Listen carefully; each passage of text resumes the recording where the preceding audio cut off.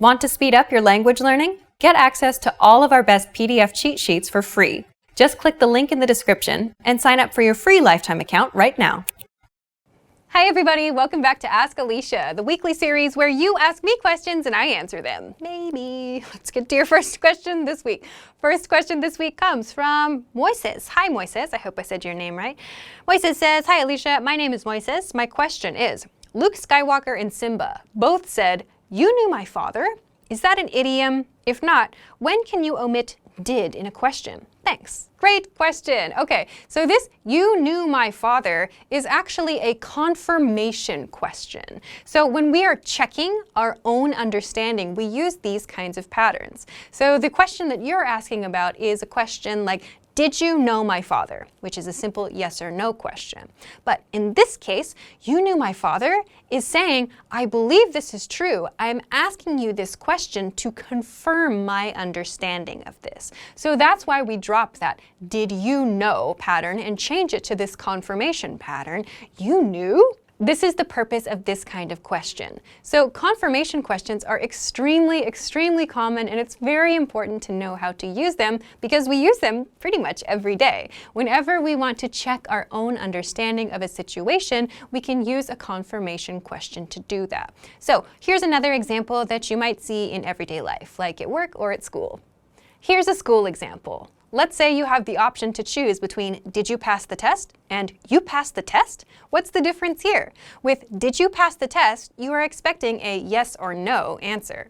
On the other hand, with you passed the test, it sounds like you're kind of surprised. Maybe the test was really difficult. You passed the test? Or maybe the person you're talking to didn't study very much and you're surprised that they passed the test. So you're saying, I didn't expect that. You passed? I want to confirm my understanding. So this is a very common example of another way that we can use these confirmation questions. Let's look at one more in everyday life.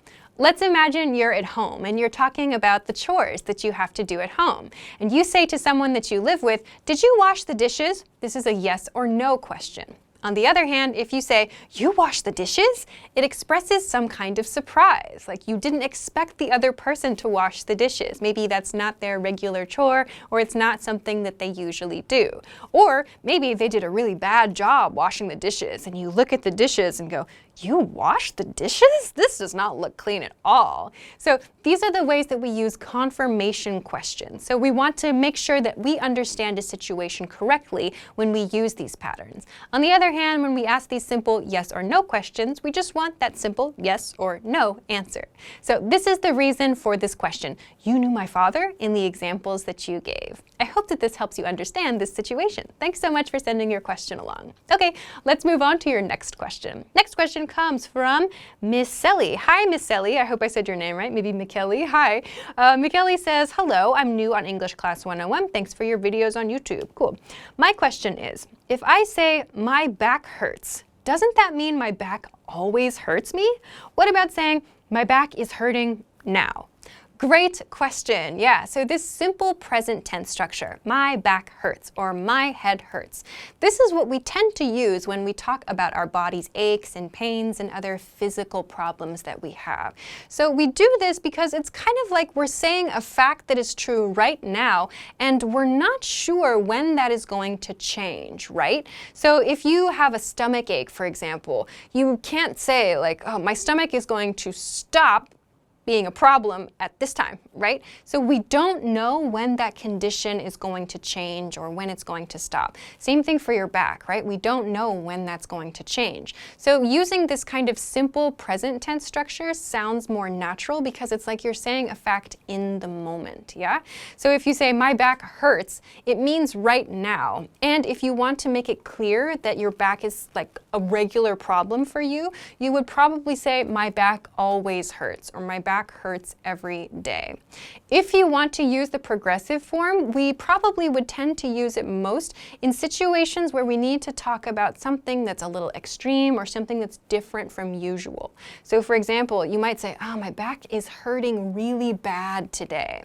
that might be like, oh wow, this is special, this is more than usual. Or like, ow, my head has been hurting for a long time. So that tells us that this has been happening for a long time. So these grammar points give us some information about like how extreme the situation is or how long the situation has been happening. But we tend to use that simple present tense when we talk about our physical problems because it's like a fact in the moment and we're also not sure when it's going to end. So a good general guide to use is when you want to talk about a pain or a problem in your body, use the simple present tense structure to do that. For example, my stomach hurts, or my chest hurts, or my throat hurts, my ear hurts, my head hurts, and so on. If you want to talk about something that's kind of different from usual or more extreme pain than usual, you can do that with maybe a progressive tense structure, or you could use a perfect tense structure like I talked about before, like, my head is hurting really, really bad today, or oh my gosh, my throat has been hurting all morning. These kinds of things give us a little bit more information about how long something has been happening. But generally, when we talk about those pains in our bodies, we use that simple present tense grammar to do that. So I hope that this helps you understand, and thanks so much for sending this question along. Super good one. Okay, let's move on to your next question. Next question comes from Egorova Irisha. Hi, Egorova Irisha. I hope I said your name correctly. Egorova says, hi, Alisha. Could you please explain what the expressions "it dawned on me" and "it grew on me" mean? Sure. Okay, yeah, it dawned on me. Let's start with this one. It dawned on me. So this key word that's in here, dawn, refers to the sunrise, yeah? So sunrise, the point at which the sun becomes visible, we can see the sun again, is called dawn. That time of day is called dawn. So when something dawns on you, it's like you suddenly are able to understand something. So you have the image of the sun coming up, right? Suddenly we can see the sun, we can see everything, right? Because there's light. Conceptually, in our minds, when something dawns on us, we go, oh, and we realize something, maybe for the first time, or we solve a puzzle. Let's look at a couple of examples. Usually when we use "it dawned on me," there's some kind of outside force or some kind of outside influence that causes us to have this realization. So let's say, for example, you are going to a bar or a restaurant and you have a great time there, and you're at a point in your life where you're thinking, what should I do next? Like, what's my next career step? What should I explore next? Maybe you go to the bar or you go to the restaurant and it's beautiful. The food is amazing. There's great drinks. There's great music and nice people. And you might say to yourself, oh, in that moment, it dawned on me.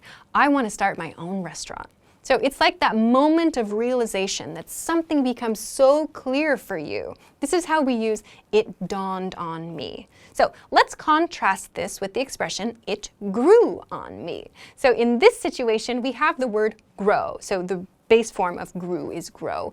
When something grows, it becomes bigger, right? So when something grows on you, it sounds kind of gross, right? But this is also a conceptual thing. So when something grows on you, it means something that was kind of okay before became bigger, and gradually now you actually kind of like that thing. So this is very, very commonly used when we meet new people for the first time and we're not sure about our connection. So for example, let's say you meet someone at a party and you have the first conversation and you think, that person's okay. There's nothing bad about them, but I wasn't so excited. And then you leave the party and you see them again a couple weeks later. You're like, oh yeah, that person. Hey, how's it going? And they have something really interesting to tell you. And you're like, oh, that seems like a cool person. And then you leave. And then another week later, you see the same person again. And you both exchange interesting stories. And after that, you go, you know, that person really grew on me. So it's like saying, at first I wasn't so sure about this person, but over time I decided I liked them. So we typically use this for positive connections. Connections that started out kind of not so special, and over time became something a little bit more special. This is usually what we use "it grew on me" to do. So in sum, "it dawned on me" is used for realization, something that we think about for a long time and then suddenly we have an answer for. And on the other hand, "it grew on me" is used to talk about something that started off not so special and became something that you actually enjoy. So thanks very much for sending these questions along. Awesome. All right, that is everything that I have for this week. Thank you as always for sending your great questions. Remember, you can send them to me at englishclass101.com/ask-Alisha. There is also a link for this in the YouTube description. So please make sure to send me your questions there. I will definitely see them. Do not put them in YouTube or Facebook or Instagram comments. There are way too many. I will not see it. So please send it to the official question submission page. Of course, if you have any questions or comments, or if you want to practice making some example sentences with what we talked about here, please feel free to do so in the comment section of this video. Also, don't forget to give it a thumbs up and subscribe to our channel if you haven't already. Check us out at EnglishClass101.com for some other things that can help you with your English studies. Thanks so much for watching this episode of Ask Alisha, and I will see you again next time. Bye!